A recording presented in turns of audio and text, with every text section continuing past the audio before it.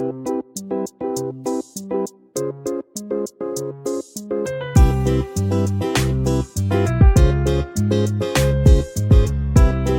Kitchen मध्ये नमस्ते। मी बनवते छोलेची भाजी। इथं 250 ग्राम हे छोले आहेत, छान असं भिजवून घेतलेले आहेत आणि यांना आहे ना छोटे छोटे मोर पण आलेत। आता इथे मसाला दाखवते, कोणता मसाल्यामध्ये भाजी बनवते।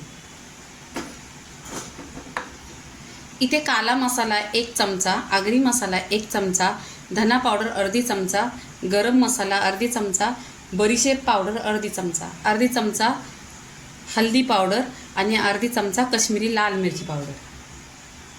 कुकर ठेवलेले आहे, त्याच्यामध्ये 1 चमचा तेल टाकलेले आहे। तेल छान असं गरम झालं पाहिजे। इथे आहे ना कांदे घेतलेले आहेत, 2 ते 4 कांदे कट केलेले आहेत।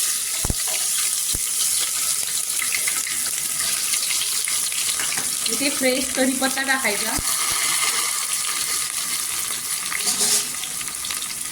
आणि छान असा गोल्डन कलर कांद्याचा पूर्णपणे करून घ्यायचा।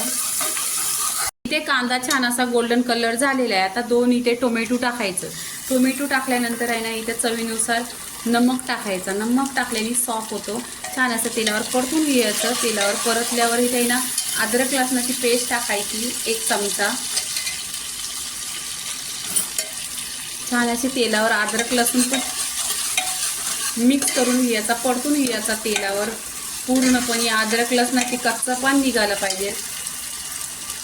इथे कांद्याचा ना खोबऱ्याचा मी 1 वाटी मसाला टाकते।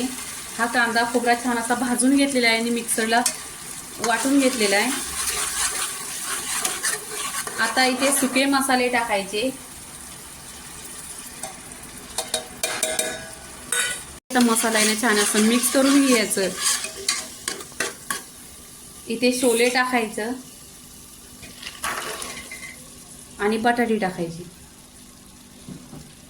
इथे आहे ना 2 ते 3 बटाटे टाकलेले आहेत। आता बटाटे टाकले ना छान असा मसाला पूर्णपणे मिक्स करून घ्यायचं मसाल्यामध्ये भाजी। आता इथे भाजी आहे ना छान अशी मसाल्यामध्ये मिक्स केलेलं आहे।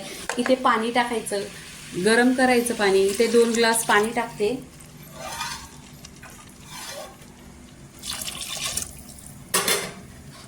वरून कोथिंबीर टाकायची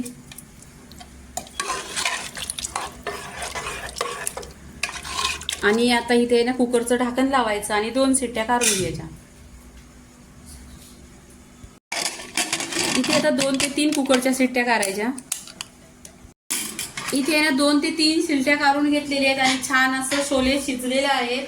इथे कुकरमध्ये 2 ते 3 शिट्ट्या काढलेल्या आहेत आणि छान अशी भाजी इथे पहा शिजलेली आहे, एकदम घट्ट आहे।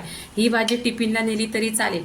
छोलेची भाजी पूर्णपणे झालेली आहे। लाईक करा, शेअर करा, सबस्क्राईब करा आणि नेहमीच खात राहा। धन्यवाद।